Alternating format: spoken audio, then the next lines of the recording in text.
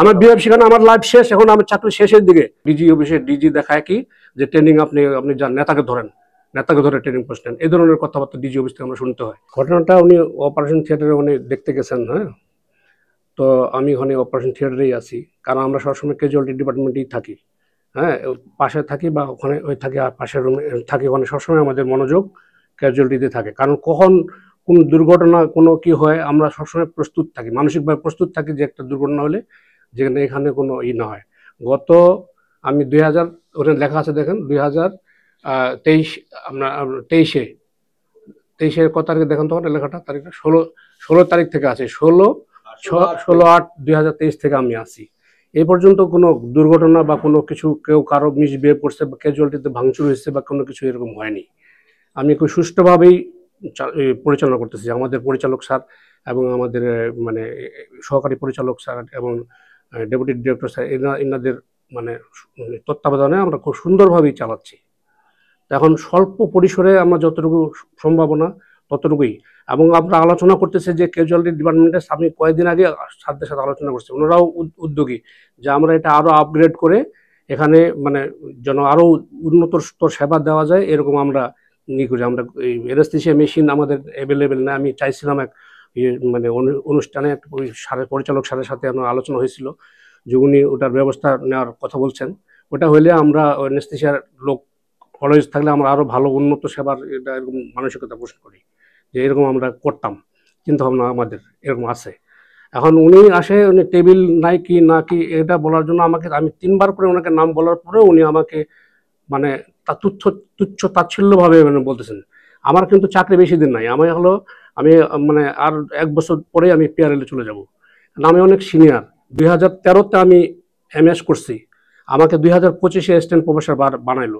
আমি জেনারেল সার্জারিতে যদি এমএস করা থাকে, এখন আমি জেনারেল সার্জারিতে অপারেশন থিয়েটারে আমি মানে ভিতরে হাসপাতালের ভিতরে কোনো অপারেশন করার এখন আমার সৌভাগ্য হয়নি বা দুর্ভাগ্য হয়নি, যেটাই হোক।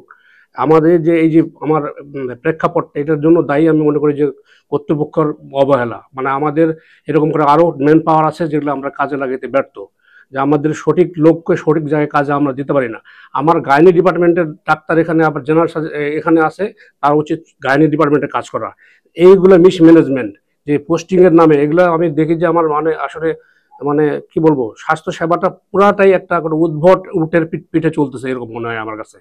হ্যাঁ, যে আমি হেলথ সাব সেন্টার থেকে এ পর্যন্ত উঠে আসছি, সাব সেন্টারে দেখি যে কোনো ওষুধপত্র চুরি হয়ে যায়, টিএইচএ সিভিল সার্জন থেকে এরা ঠিকমতো দায়িত্ব পালন করে না, যে কোনো কাজ করতে গেলে পয়সা দিতে হয়, সব জায়গায় দুর্নীতি। এইসব চিন্তা ভাবনা করে আমার চিন্তা করতে আমার আসলে কাজ করার আর মানসিকতাই নাই। আমি সাসপেনশন চাই, আমি সাসপেন্ড করতে, আমি সরকারি চাকরি করতে চাই না। আর আমার মানে এদের মানে চালানোর মতো মন মানসিকতা নাই। এই মানে স্বাস্থ্যসেবা পুরোটাই একটা উদ্ভট ইয়াতে চলতেছে।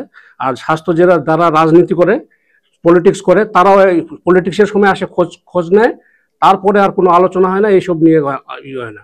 আর গবেষণা এই দেশে সঠিকভাবে হয় না, ওইটা ফলস, একটা নীলক্ষেতের জায়গায়, নীলক্ষেতে ওখানে সবাই রিসার্চ পেপার জমা দিয়ে এগুলো করে, সত্যিকারের কোনো রিসার্চই হয় না, সম্পূর্ণটাই একটা ভ্রান্তির মধ্যে চলতেছে স্বাস্থ্যসেবা। এই জন্য আমি এগুলো খুব ত্যক্ত বিরক্ত, এবং এই লোকের ব্যবহার আরো আমি গুরুজনের মতো মনে করছিলাম যে আমাদেরকে গাইডলাইন দিবে।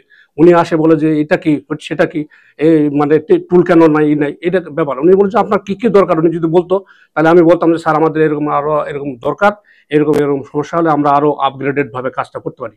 আমি প্রতিদিন আসি, দিন রাত আসি, কোনো সমস্যা হলে রাত্রে 3টার দিকে 4টার দিকে ছুটে আসি, এগুলো কোনো মূল্যায়ন হয় না।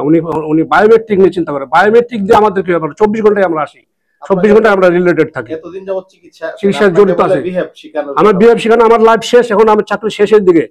আজকে আমার ফ্রেন্ডরা সবগুলো প্রফেসর হয়ে গেছে বিভিন্ন সেক্টরে, আমার বিভিন্ন কারণে হয়নি। আমি ট্রেনিং পোস্ট পাইতে 5 বছর দেরি করা লাগছে, আমাকে ট্রেনিং পোস্ট পাইতে 5 বছর দেরি করতে হয়েছে আমাকে।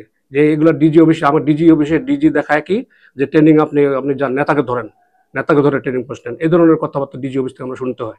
তাই সবকিছু মিলে আমি এখানে মানে স্বাস্থ্য সেবাটাকে মনে করি যে উদ্ভট উটের পিঠে চলতেছে, এদের মানে সক্ষম কেউ না। আমি এই জন্য আমার চাকরি, আমার সাসপেনশন হলে আমি খুশি হই। ধন্যবাদ।